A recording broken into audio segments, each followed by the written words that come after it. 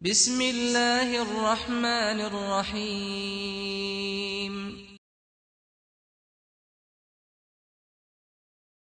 إن الحمد لله نحمده ونستعينه ونستغفره ونعوذ بالله من شرور أنفسنا ومن سيئات أعمالنا. من يهده الله فلا مضل له ومن يضلل فلا هادي له. أشهد أن لا إله إلا الله وحده لا شريك له وأشهد أن محمدا عبده ورسوله صلوات الله وسلامه عليه. أما بعد، يا أيها الذين آمنوا اتقوا الله حق تقاته ولا تموتن إلا وأنتم مسلمون.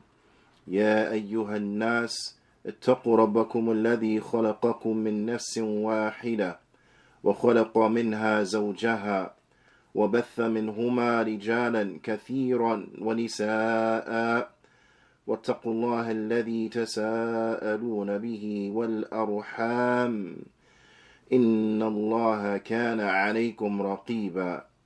يا أيها الذين آمنوا اتقوا الله وقولوا قولا سديدا يصلح لكم أعمالكم ويغفر لكم ذنوبكم ومن يطع الله ورسوله فقد فاز فوزا عظيما. أما بعد، فإن أصدق الحديث كتاب الله وأحسن الهدي هدي محمد صلى الله عليه وسلم وشر الأمور محدثاتها وكل محدثة بدعة وكل بدعة ضلالة وكل ضلالة في النار. ثم أما بعد، الحمد لله على نعمة الإسلام والسنة. All praise and thanks belong to Allah for guiding us to Islam and for guiding us to the Sunnah. حدثني جماعة من الشيوخ بإسناد كل إلى سفيان بن عيينة عن عمرو بن دينار عن أبي قابوس مولى عبد الله بن عمرو عن عبد الله بن عمرو بن عاص رضي الله تعالى عنهما عن النبي صلى الله عليه وسلم أنه قال: الراحمون يرحمهم الرحمن ارحموا من في الأرض يرحمكم من في السماء. A number of scholars, they have mentioned, and this hadith is a hadith musalsal bil awwaliyah, is a hadith that many of the imams of the past, they will teach their students this hadith, and it will be the first hadith in which they will teach the students. And that is the statement of the Prophet ﷺ, that those who show mercy, then they will be shown mercy by the most merciful. Be merciful to those who are in the earth, and the one who is above the heavens will show you mercy. The ulama, they explain and they mention that from the wisdoms in teaching this hadith is because al-ilm ilmu rahma, because knowledge is mercy. Natijatuhu rahma fi dunya wa ghayatuhu rahma fi al-akhirah. The result of knowledge, then it is mercy here in this dunya, and the ultimate goal of knowledge in the hereafter, then it is mercy. The ultimate goal of knowledge in the hereafter, then it is mercy. We continue going over the tremendous book by the Fadilatul Shaykh Al-Imam Al-Allama Imam Al-Nawawi rahimahullahu ta'ala. That book, which is the 40 Hadith. This book is a book that is tremendous because these ahadith, they highlight the principles of the deen. They highlight the principles of the deen. And it is incumbent that we become familiar with them so that we can learn the principles of our religion. So that we can learn the principles of our religion. So that we may implement these principles. Because we will find that these principles, then they will be a benefit for us in our deen and also in our dunya. Naam. it is incumbent that we become familiar with them. We are just finishing up the second hadith. The second hadith, the hadith Jibreel. After Jibreel alayhi salatu wasalam, he asked the Prophet sallallahu alayhi wasallam about the signs of the hour. And after the Prophet sallallahu alayhi wasallam, he answered him. Umar radiallahu ta'ala anhu, the narrator of this hadith, he mentions ثُمَّ انطَلَقْ, and then he left. Then Jibreel alayhi salatu wassalam, he left. قال عمر فلبثت مليا, so I stayed behind for some time. ثم قال, and then he sallallahu alayhi wasallam, he said, Ya Umar, O Umar, أتدري من السائل, do you know who the questioner was? Umar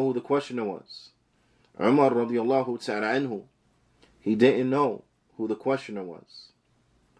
So he responded with an appropriate response in this situation, in a situation where you don't know.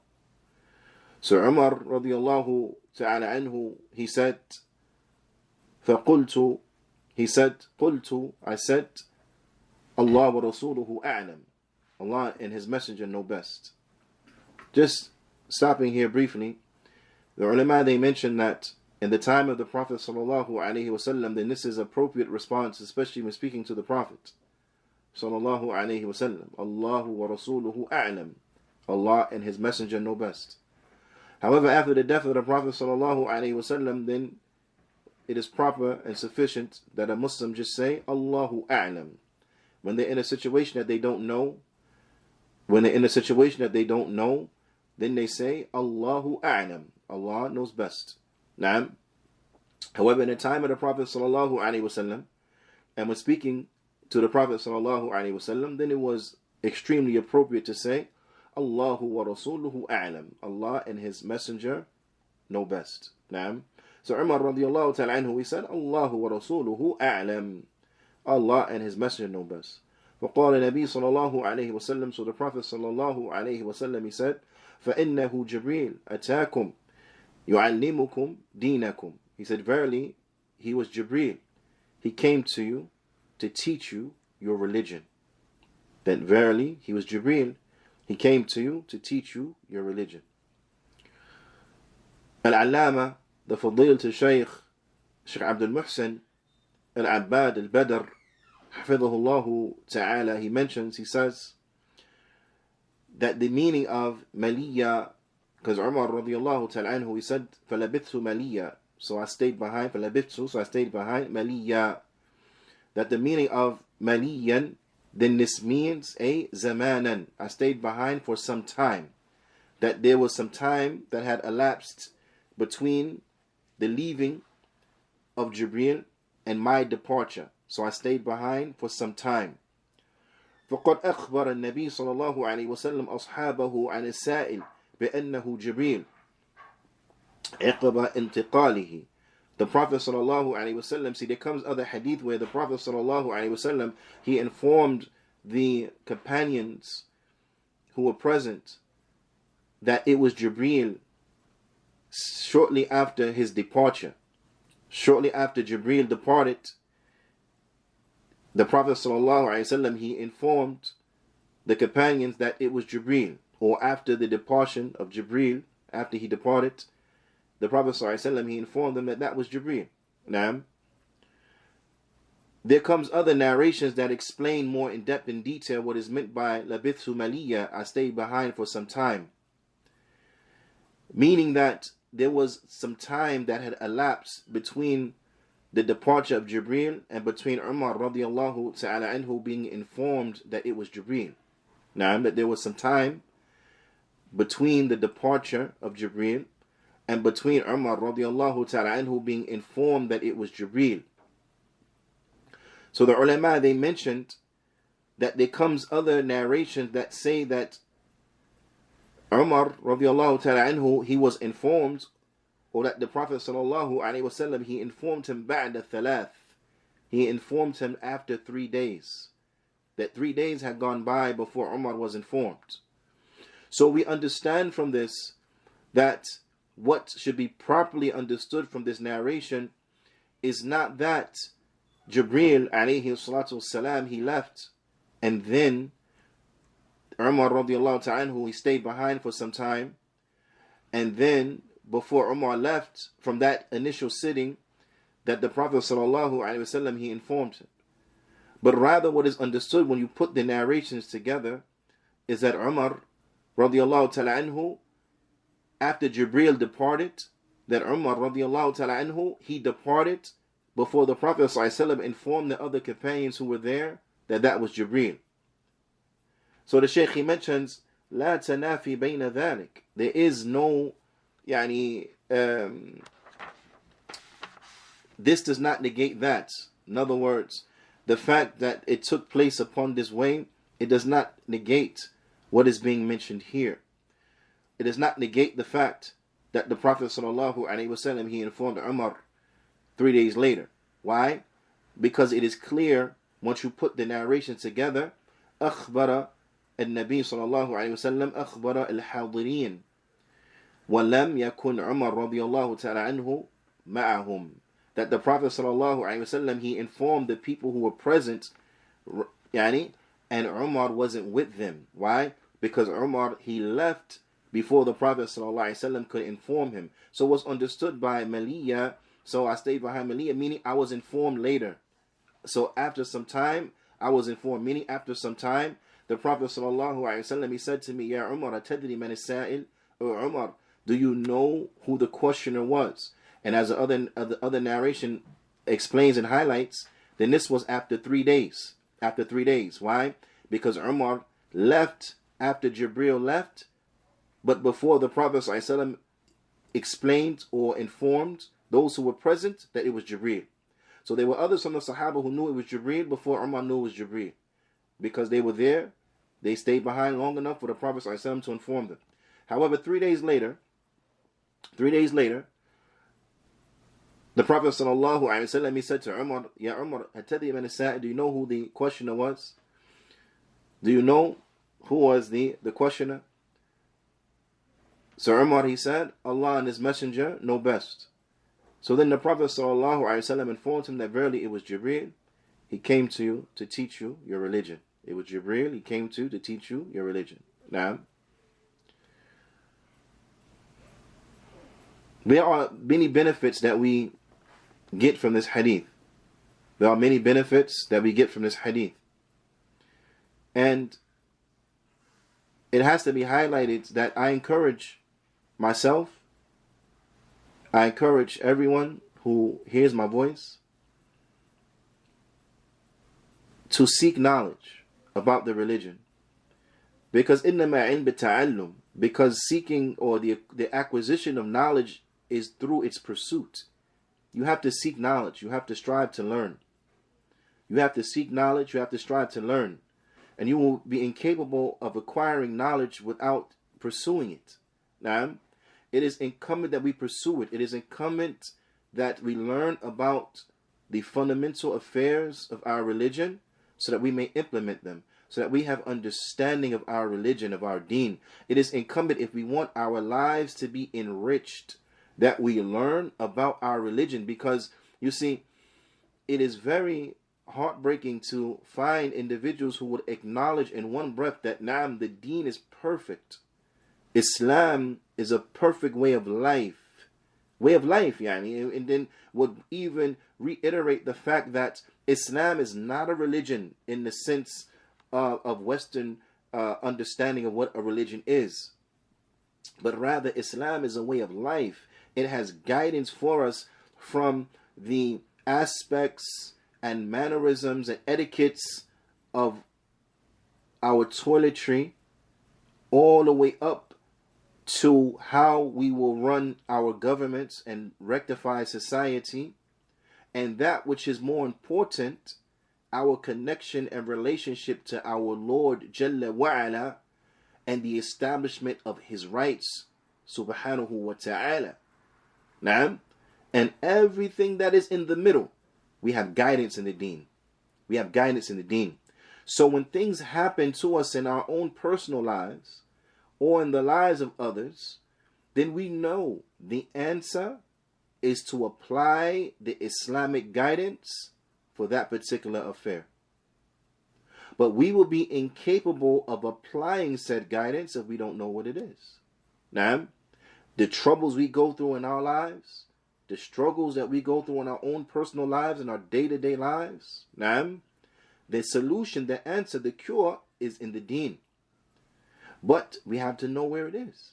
Now, it's like a person going to you and saying, oh, you're suffering from the common cold, for example, or you're suffering from the flu. Now, and they'll point to you generically to a pharmacy and say, you'll find something that can help you in there. Okay, just knowing where it is doesn't benefit you if you don't know how to get it, if you don't know how to reach it, if you don't know how to take it, if you don't know how to apply it. It won't benefit you by just knowing, in general, the cure is over there somewhere. So just knowing that the cure is in the deen, now this is important. Bila shakk bila rayb, right? But then we also have to know where it is. How do we get to it? How do we apply it? How does it fit this situation? So on and so forth. So it requires knowledge. It requires knowledge. Now, ala kulli hal, there are some benefits that are extracted from this hadith. There are some benefits that are extracted from this hadith. The Shaykh, he mentions, Shaykh Abdul Muhsin, he says, وَمِمَّا يُسْتَفَادُ مِنْ الْحَدِيثِ. He said, and from that, مِمَّا. And I want to highlight this because I don't want anyone to believe or to think that these 12 points of benefit are the only points of benefit that could be extracted from this hadith. Now, these are just 12 points of benefit that the Shaykh, he wants to highlight. He wants to highlight. Now, and hence the verbiage, مِمَّا يُسْتَفَادُ, and from that which is benefited from this hadith. Now, because this hadith has many benefits, right? But I want you to understand that he's highlighting these 12, but this is not to be understood that these are the only 12 benefits, okay? Okay, so there's still more to learn. There's still more to go over and so on and so forth. And I want to say this as well. Seeking knowledge, it takes time. It takes time. It's not done just all at once, but it's done over the course of days and the course of nights. Now, over the course of days and nights, meaning over time. It takes time. Just because you read one book on a subject doesn't make you an authority on that subject. You read one book on a subject, now you're not a specialist. You are not on that particular subject, right? But rather, you would have to study for years, read numerous books on the same subject to gain a good, well-grounded understanding. We live in times, and it could be because of the culture or the technological advances in the world that we live in. But everyone, they're looking for instant gratification. They want instant. It's like a microwave, a dawah. They want microwave effect, You understand? They want to see. I want the results now. I want to see it now. The person read one book and they get good. You know how many people, unfortunately, they only cheat themselves, who will say the likes of, what is Sheikh so-and-so teaching? Right? They say, oh, Sheikh so-and-so, Sheikh Abdul Muhsin, for example. What is Sheikh Abdul Muhsin teaching right now? You say, oh, Sheikh Abdul Muhsin, he's teaching the 40 hadith of Imam al-Nawawi. They'll say, oh, I studied that with Sheikh Uthaymeen. I don't have to, I can skip this one. Yeah, subhanallah. You will still benefit. You will benefit from the fawaid, from the explanation and the fruits that Sheikh Uthaymeen pointed you to, and you will benefit from the fruits that Sheikh Abdul Muhsin pointed you to. I'll give you an example. A practical illustration you can imagine. When you have something that has so much fruits, so much treasures that are connected therein, and if you realize that it is not from wisdom for a teacher to divulge everything they know about a subject, Sheikh Salih Abdul Aziz al-Sheikh, he mentions, he says, "Laysa min al-hikmah." It is not from wisdom that a teacher will just spill everything he knows about a subject to his students.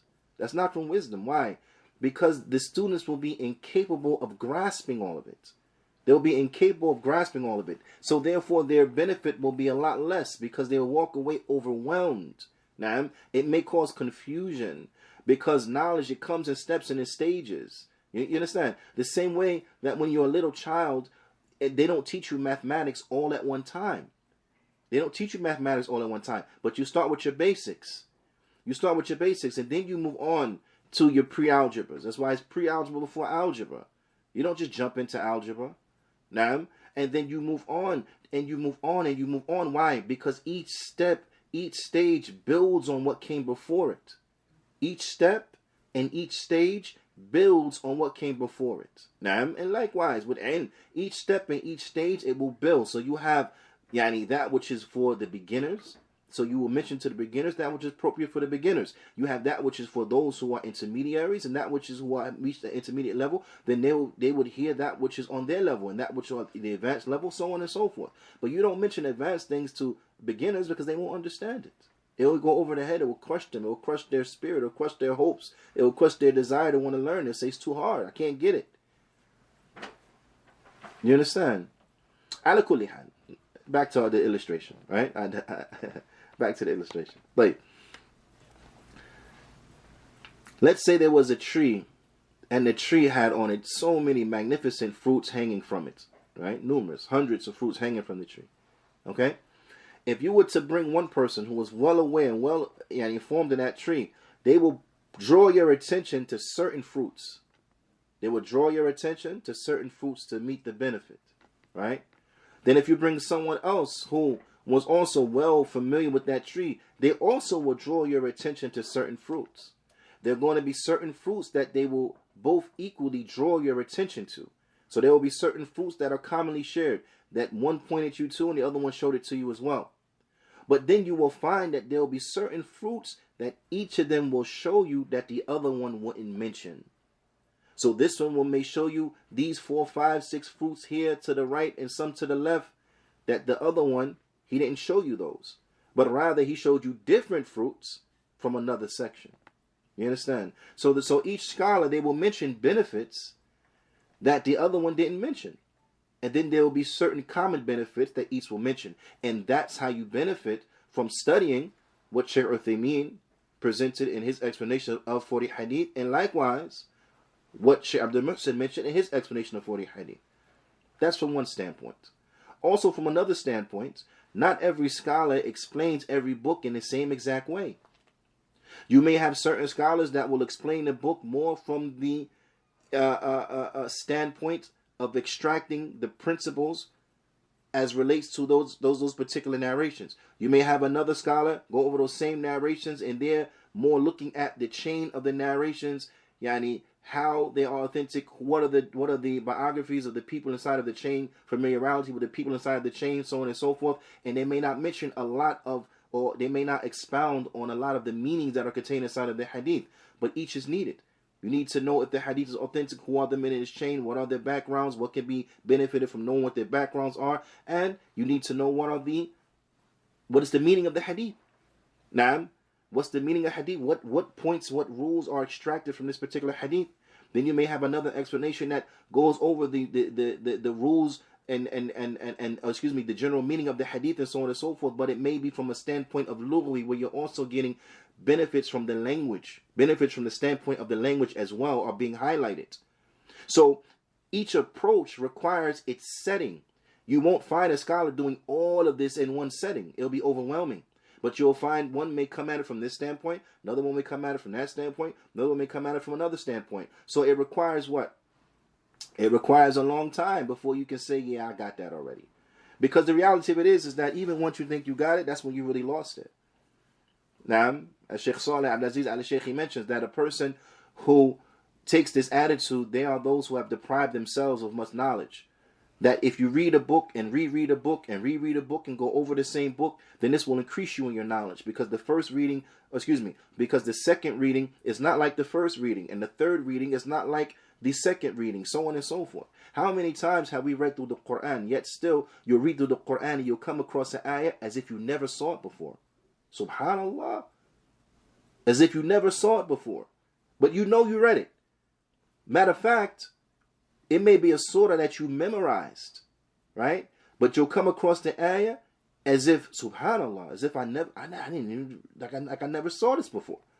But it's an ayah that you memorized. Why? Because it takes time. The first reading, or the second reading, is not like the first reading. The third reading is not like the second reading. So those who say, well, I've gone over that already, I don't need to redo it, Sheikh Saleh Abdis al-Sheikh, he mentions, they only cheat themselves. He said, because you're either going to discover what you missed the first time when you go over it again, or you're going to be reinforced on what you have already accomplished and what you've already gathered. So either way you win. It's a win-win situation. You're going to increase your fortitude. You're going to increase in firmness as it relates to your knowledge in a particular issue, or you may find certain little nuances and aspects that you missed the first time. So now you get the second time.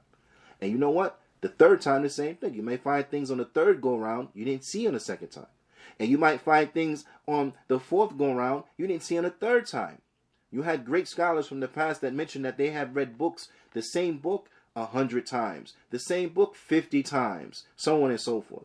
This does not show a deficiency in one's intellect, but it shows you the richness of knowledge. It shows you the richness of the knowledge of this deen. That's what it shows you. Now, that you can keep coming back to it, and you're still going to learn. This is why you find from the ulama, they don't have this understanding as a lot of the ignorant people have. Well, I'm an expert on that. I read a few books, and now they start speaking as if they are authority on the subject. No, rather the ulama, they share with you what they have while also acknowledging there are always those who know more.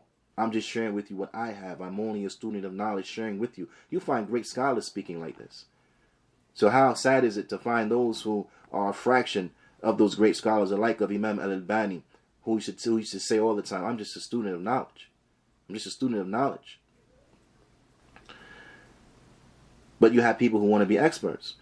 The point I'm trying to say is that it takes time.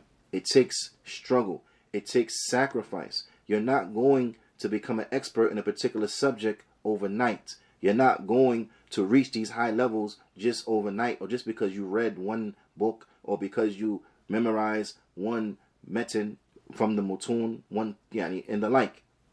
No, but it takes time.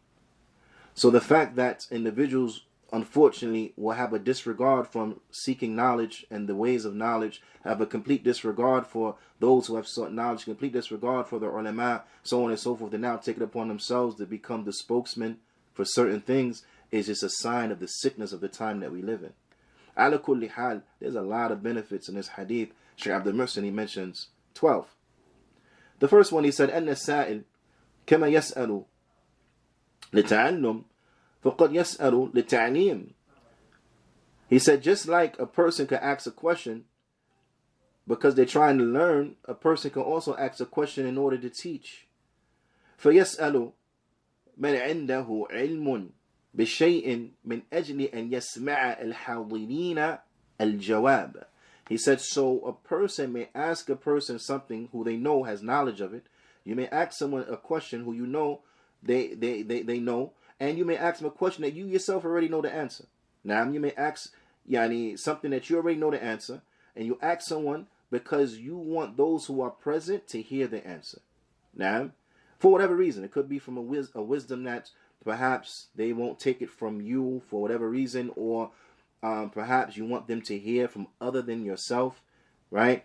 Or perhaps you think it may come across better, or that the person may articulate it and explain it better than you could explain it, and so on and so forth. It could be for a number of reasons. Ala kulli hal, you can ask a person a question that you already know the answer to, but you want other people to hear the answer. So in that sense, you come, your disposition is of that of a questioner, but in reality, you are a teacher. You are a teacher because you are the source by way in which the information is being disseminated. So you are teaching these people by way of your question, right? So we learn that from this hadith, that just like you can ask to learn, you can also ask to teach. Just like you can ask to learn, you can also ask to teach. And this here we benefit from this by knowing that teaching is not all one way. There's not just one methodology for teaching, but there are numerous methodologies for teaching.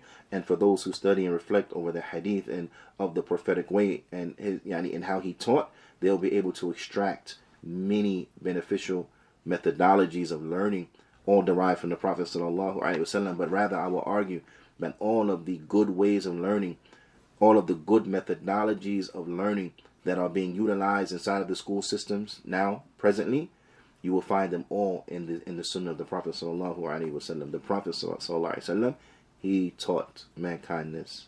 Now, so as Muslims, of course, where's our jealousy? We should be at the heads of all things knowledge, all things of benefit. The second thing is that أن الملائكة, that verily the angels, تتحول عن خلقتها وتأتي بأشكال الآدميين، وليس في هذا دليل على جواز التمثيل الذي اشتهر في هذا الزمان، فإنه نوع من الكذب، وما حصل لجبريل فهو بإذن الله وقدرته. This is a very important point. Second benefit is that the angels, when they come, they transform from their original image. They transform from their original structure. Now, so they don't come in their original shape, but they adorn themselves with other different shapes. They come to human beings in the form of human beings.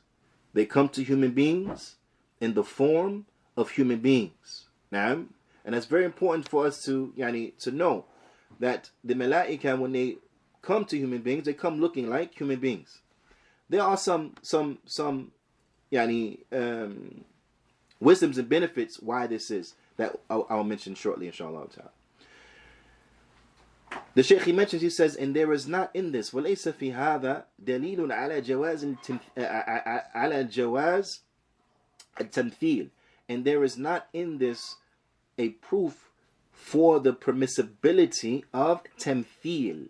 Now, what is meant by tamthil here, and the Shaykh, he says, التي اشتهر في هذا الزمان, that tamthil, or الذي اشتهر في هذا الزمان, that tamthil that is well known today. The Shaykh, he's talking about theatrical portrayals, or a theatrical performance, or for lack of a better term, acting. This is not show that it is permissible to act and to portray something, right? Of which is well known today. He said, فَإِنَّهُ نَوْعٌ مِنَ الْكَذِبِ, because there is a degree of lying when it comes to the theater. There's a type of lying that's associated with the theater, and a type of lying that's associated with acting. Now, I mean, that's just well known. You have an individual who could be one of the most dull-witted of individuals upon the face of the planet, and then they're portraying a character who is from the most intelligent of individuals. This is a lie. He's making it seem like he is what he's not. A person, is not a doctor, but then he takes a role in their character as a doctor. Now he acts as if he is a doctor. Now, so this has a nur'un min al-kadhib. This has a degree of lying to it. Okay? So, this hadith and the fact that the angels come looking like men, this is not a dalil that you can now become an actor and put on these theatric performances, so on and so forth, because you are lying. You're acting like you're Hamza, radiyallahu ta'ala anhu, and you ain't Hamza. Now, to the end. What is the wisdom then? A person may say, well, what's the wisdom? Why the angels, they come like this? Well, firstly, is that the Shaykh, he mentions. He says that what happened with Jibreel, the situation, he came looking like a human being, is because this was by the permission of Allah and by Allah's decree. This by Allah's by the power of Allah subhanahu wa ta'ala. Allah ta'ala gave him that ability to do that. So this is why he came like that, because this was by Allah's decree that he come like that, looking like a human being. But there's wisdom. The ulama, they mention that from the wisdom that the angels, they come looking like humans.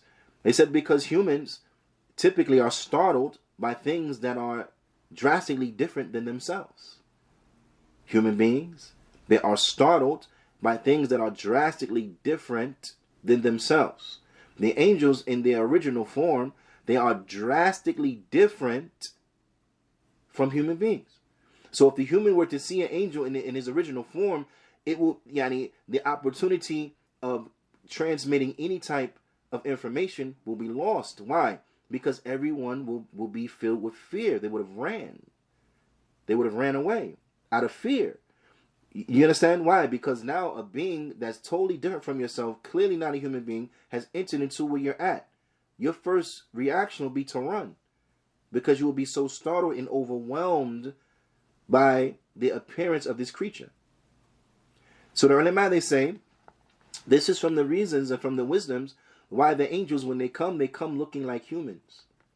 They come looking like humans because it's more appropriate due to the creatures they're going to, because they're going to humans. So that's more appropriate for humans. Also, Allah subhanahu wa ta'ala in Surah Al-An'am,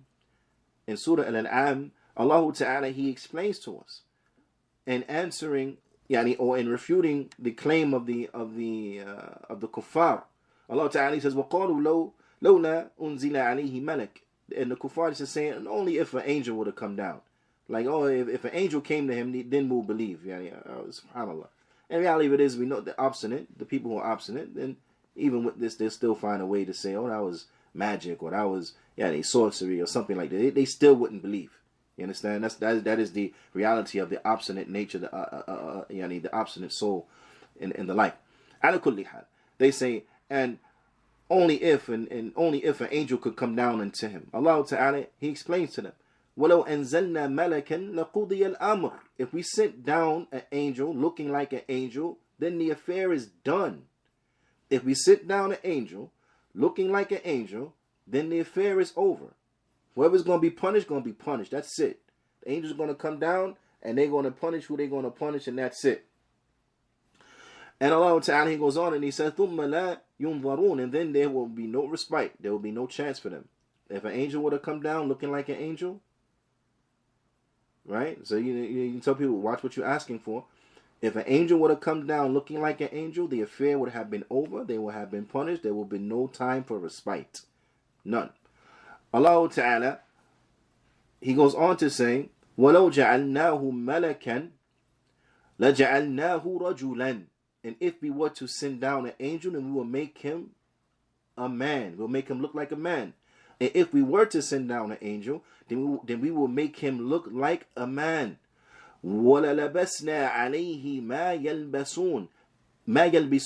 And we would have adorned him and clad him with that which the human beings adorn and clad themselves with. Now, why? From the wisdoms, and what was aforementioned. From the wisdoms is that if they came looking like an angel, then people got scared. So therefore they would have come looking like a human being, and that which is familiar to human beings. So he would have come, looking and clad and clothed with that which human beings wear as clothing. Naam.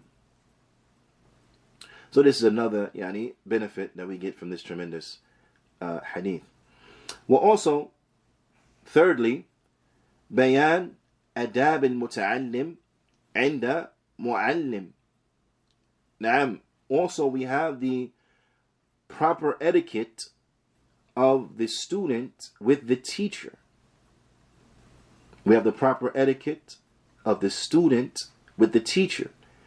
And that is that the student, when you're with your teacher, you have to come forward in a manner that is respectful. You have to come forward in a manner that is a manner of respect. Not a manner of arrogance, not a manner of challenging, but you come forth in a manner that shows humbleness. Now, because you're seeking from this teacher that which you do not have. So therefore, as relates to this particular affair, then yes, the teacher is superior to you because you're going to him to learn. Now, so then, therefore, you have to present yourself with the mannerisms that are appropriate for that situation, from humbleness and the like. Not arrogance, not obstinance, not coming forth in an overly challenging manner, and so on and so forth. But you have to come forward humbly. And therefore, we see this in how Jibreel, alayhi salatu wasalam, he came to the Prophet sallallahu alaihi wasallam in the disposition of a student, so he came very humbly, putting his knees to his knees, placing his hands upon his hands, and very respectfully asking questions. Also, we learn from this as well, the ulama, they point out, in the fact that Jibreel alayhi salam, although he came in the form, or he came in the disposition of a student, in actuality he was teaching. They also draw from that edeb on how the teacher should be, in the sense that Jibreel alayhi salam, as described in the Hadith, when he came, he had exceedingly white clothes, shadidun biyadu thiyab wa shadidun sawadu sha'r, and he had extremely black hair, which means that he came in a very beautiful manner. He came, he was well groomed. He came, he was clean, right? He came, he was well groomed. Now, that the teacher, when they present themselves and when they teach, they should be well groomed. You should not go in front of people and try to teach them and you are disheveled. You should not go in front of people trying to teach them and your clothes are extremely filthy. You should not go in front of people and trying to teach them and just the manner in which you are dressed is so appalling to the viewer that just from the way you look, they're not interested in hearing anything that you may have to offer.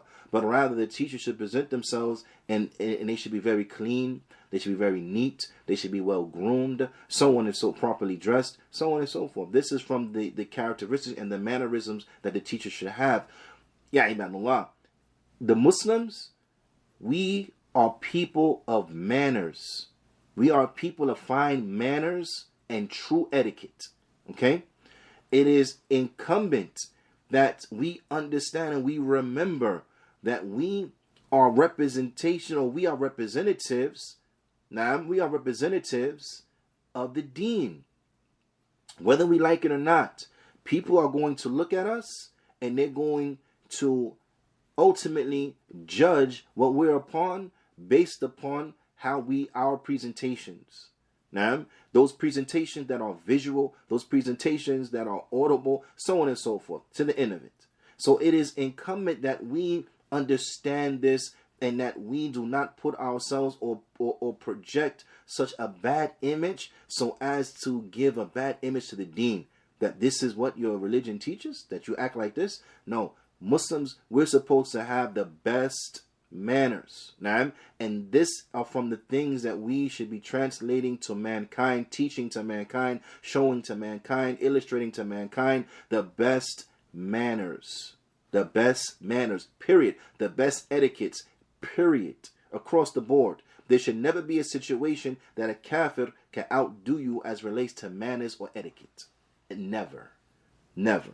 And of course, I mean those manners and those etiquettes that are in compliance with the book and the sunnah. I mean those manners and those etiquettes that are in compliance with the book and the sunnah. There should be nothing from what is really in reality and in fact good manners that a kafir should ever beat the Muslims as relates to it. But rather the Muslims should be the first to be upon these excellent manners in every situation.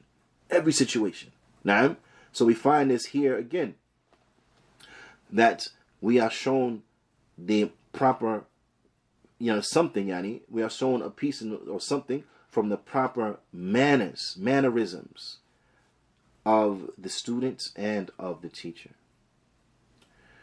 Fourth benefit that we gained, or that the Shaykh wants to highlight, أن عند اجتماع الإسلام والإيمان يفسر الإسلام بالأمور الظاهرة والإيمان بالأمور الباطنة, is that when the words Islam and Iman are mentioned in the same context,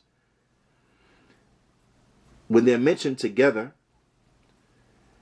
then Islam will be explained by the apparent actions. Now, يفسر الإسلام بالأمور الظاهرة. Then Islam is explained by the apparent actions. And Iman is explained by the internal actions. So when they come together, then Islam means those apparent actions, and Iman means those internal actions. Now, but when they are separated, right, then each will encompass the meaning of the other. When they are separated, then each will encompass the meaning of the other. Does that make sense? Now, but fifth point of benefit, al-bad'u bil-aham fal-aham, is to begin with that which is most important, and then to go to what follows it in importance. So there is a prioritization in da'wah. There's a prioritization in learning. There's a prioritization in right? So you begin with that which is most important, and then you go to that which follows it in importance. لأنه بدأ بالشهادتين في التفسير الإسلام, because the Prophet ﷺ, he began by mentioning the shahadatain when explaining what is Islam. He began with the shahadatain because that is what the most important. And then he went to that which follows it in importance, from the salah and to the end of it. Now, right. وَبُدِئَ بِالْإِيمَانِ بِاللَّهِ فِي التَّفْسِيرِ الْإِيمَانِ. And when the Prophet ﷺ was asked about what is Iman, he began by mentioning Allah. So he began with the most important aspect. He began with that which is most important. Now, the deen of al-Islam, this is another benefit that we learn, and it's extracted from this hadith. And this is a concept and a protocol that we should apply, we should apply in all of our lives. When we look at the da'wah al-Islamiyya, we look at the Islamic call, the Islamic da'wah, we know that the da'wah al-Islamiyya, here a da'wah al-Islahiyya, that the Islamic da'wah, then it is a da'wah of rectification. It is a reform da'wah. Now, it is reform, is that which will reform societies. Now I want you to reflect upon that, and I want you to contemplate upon that, especially in these times, in these days in which we're living in, where we're seeing all of this strife, we're seeing all of this turmoil inside of the land, we're seeing all of this oppression, we're seeing all of this racism, bigotry, and the ill fruits that result from it, from those evil and poisonous trees and lands and so on and so forth, now and grounds and that. And I want you to reflect on the problems that existed with the Quraysh, with the Arab of Jahiliyyah, and with the people of Jahiliyyah, those people who the Prophet ﷺ, he was sent to. They were people who, they were oppressive. They oppressed each other. They were oppressive to women. They were oppressive to children. They used to kill children. They used to kill babies. They were people who were given to alcohol. They were people who were given to lewdness. They were people who were given to not dressing properly. As is well known, they used to make Tawaf around the Kaaba naked. No clothes. No clothes. And they had an excuse for it. What shows you the nature of human beings when they do evil, they will try any way to justify it. Now, they had an excuse for it. Their excuse was the clothes that we had on when we were sinning are not befitting that we wear when we're making Tawaf. So since we were sinning when we made these clothes, and we shouldn't wear no clothes that we were sinning in making Tawaf, so therefore we got to make Tawaf naked. That was their reasoning, right? And if you go to the reasoning of any of these people who dress in an improper manner and they're not clad properly in our day and time, they have all these reasons. It's hot outside, so we're wearing this little strips of clothing. It's my freedom. I have the right to, whatever the case is. I am progressive. Yeah, all these wonderful articulations to try to justify their filth. In any event, that was present. Right? To the end of it. Murder. Somebody can get murdered and maybe nothing will happen to them, no consequences. Right? lawlessness. There was a degree of lawlessness that was there, so on and so forth, right? Corruption, and all its levels. There were a lot of problems there. But how did the Prophet ﷺ, how did he go to them to rectify them? Remember, we all say Islam is the answer. We all say whatever problems and situations going on in the world, Islam is a solution. We all say that. And then things happen and we don't apply the solution. Then things happen and we're impatient. We can't, you understand? It really doesn't make any sense.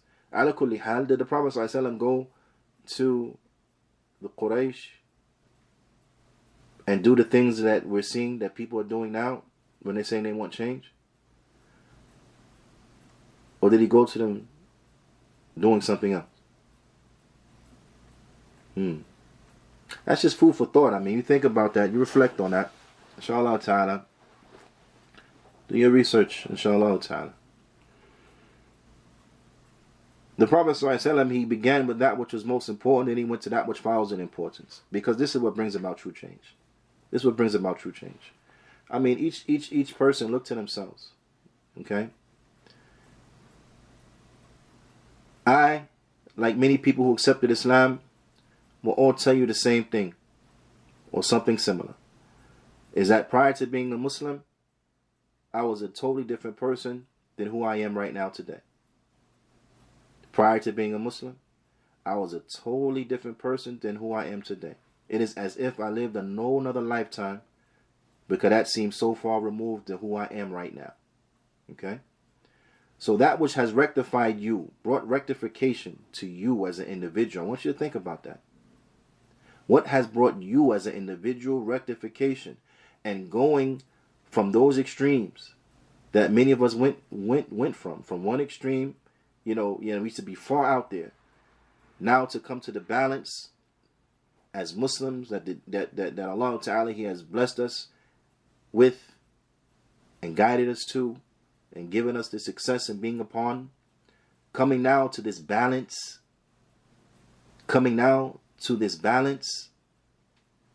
what brought you from that state to here? What rectified you as an individual? You will find it all started with La ilaha illallah. It all started with you recognizing and acknowledging Allah subhanahu wa ta'ala. It all started with you acknowledging and striving to fix your relationship with Allah subhanahu wa ta'ala. Believing properly in Allah subhanahu wa ta'ala, believing properly in His messengers, believing properly in the message in which He sent to mankind, submitting yourselves to it, being compliant to it. It all started there.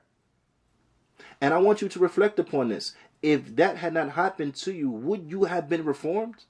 You as a person, you just one person, would you have been reformed without that? And we all know the answer is no. So then how in the world do you think a society can be reformed without it? If you as one person couldn't be reformed without it, then how could a society that contains a massive amount, millions of people, can be reformed without it?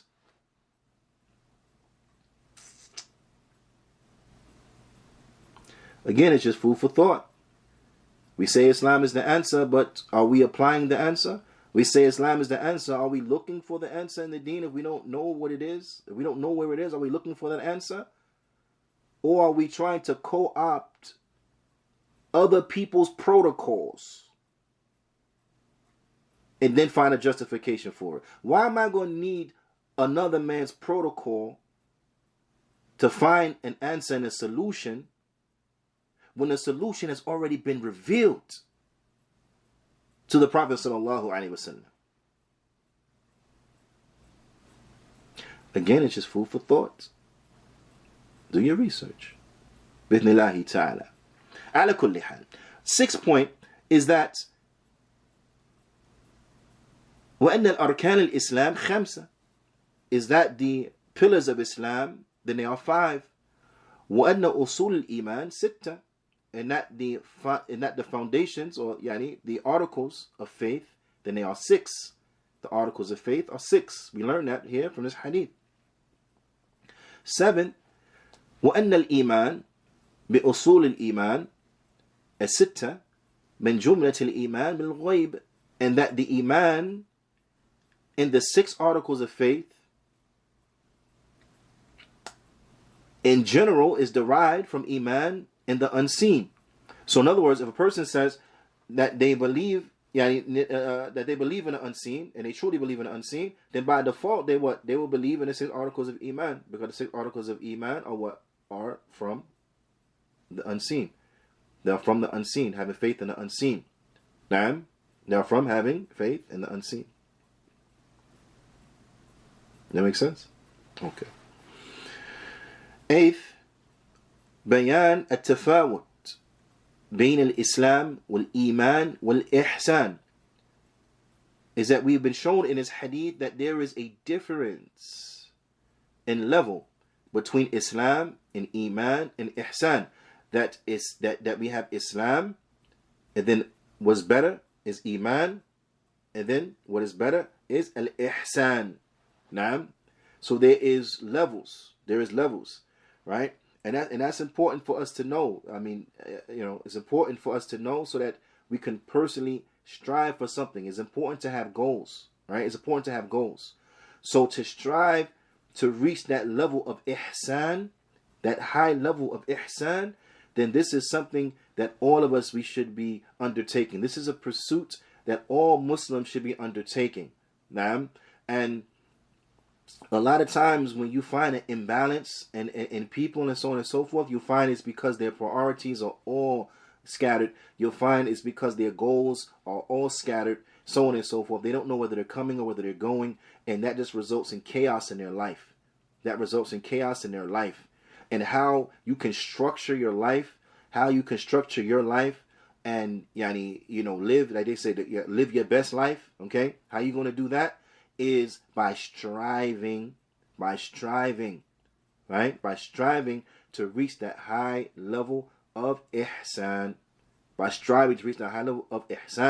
Which, as aforementioned in the previous class, you will be incapable of reaching it without knowledge, without having knowledge of the deen, without having knowledge of the aqidah, knowledge of the minhaj, without having a deep, profound knowledge of Allah's names and His attributes. Now, so on and so forth. This is needed.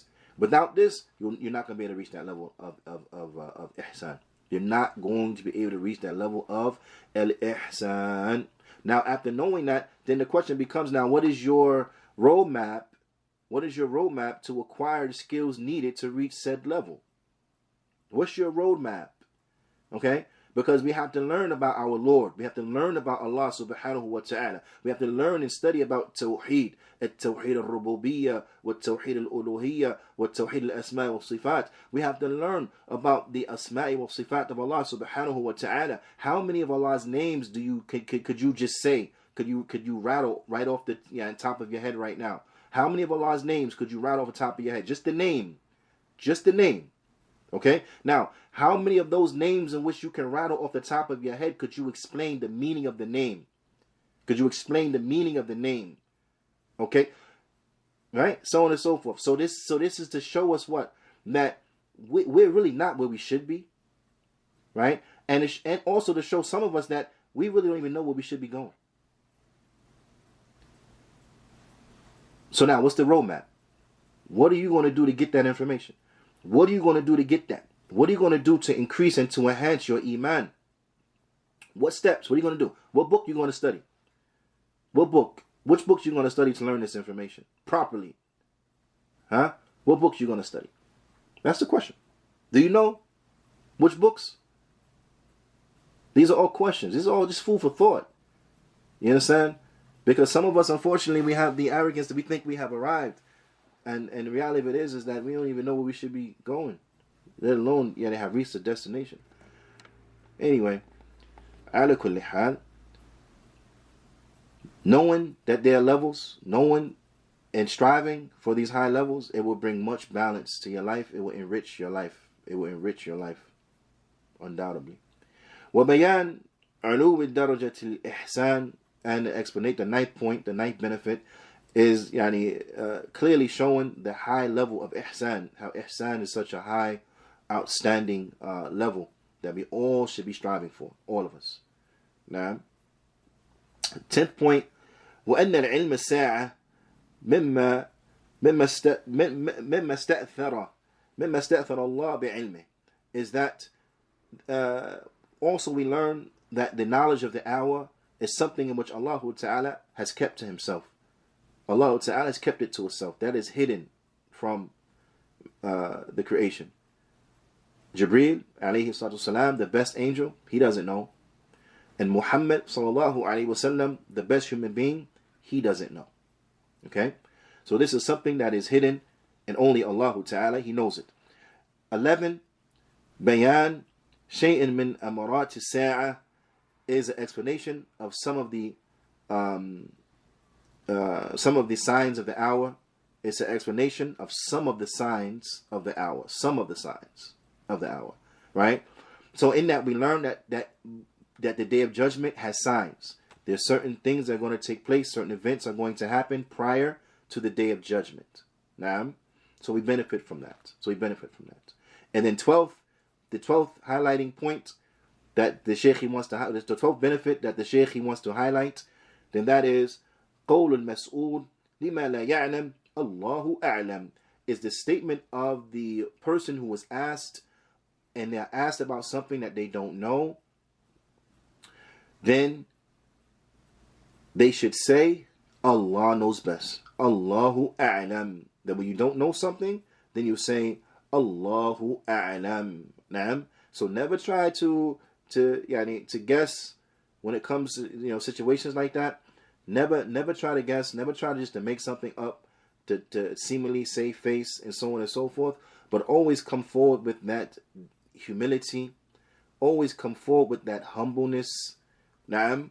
Always strive to run away from those traces of arrogance and so on and so forth, so that if you don't know, take pride in saying, Allahu a'lam, I don't know. And be happy about that. Because in that, this is a bushra. This is a glad tiding for you that Allah subhanahu wa ta'ala, He has guided you. He has guided you and given you the success of knowing when you don't know, and of having the courage and the humility to say, I don't know when you don't know, and is giving you the success and bringing forth that statement of, I don't know when you don't know. And these are all signs of a person who has been guided. So be happy. If somebody asks you something you don't know, be happy to say, Allahu a'lam. I don't know. Naam. Because this is from those outstanding characteristics that we are taught in the deen. And then the Shaykh, he goes on to get into the next hadith, the third hadith of Arba'in and Nawawiyah.